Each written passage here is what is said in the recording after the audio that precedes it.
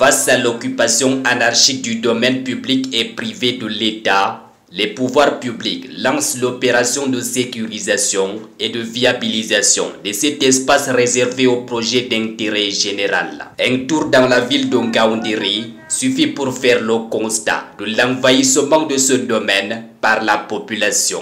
Nous constatons que la ville de Ngaoundéré regorge un certain nombre d'espaces de dépendance qui ont été réservés par l'État. Ces espaces aujourd'hui sont donc occupés par des tierces personnes au mépris total des procédures en vigueur en la matière.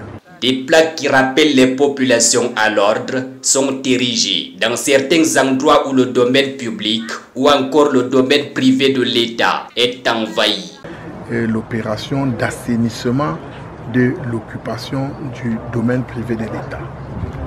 Cette opération nous a été prescrite par le ministre des Domaines, du Cadastre et des Affaires foncières après un constat qui a été fait. L'occupation irrégulière et anarchique de cet espace a pour conséquence la perte par l'État d'énormes sommes d'argent. Le mètre carré dans la ville de Ngaoundéré coûte 6 000 francs et si vous prenez 1350 hectares et vous multipliez cette superficie donc par 6 000, vous verrez que c'est beaucoup de ressources que l'État perd en restant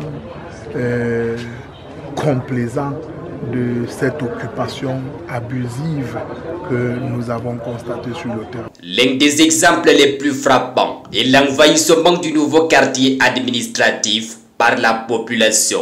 Même constat dans ce cimetière au quartier Nord Sifane où des cas de profanation des tombes défrayent régulièrement la chronique.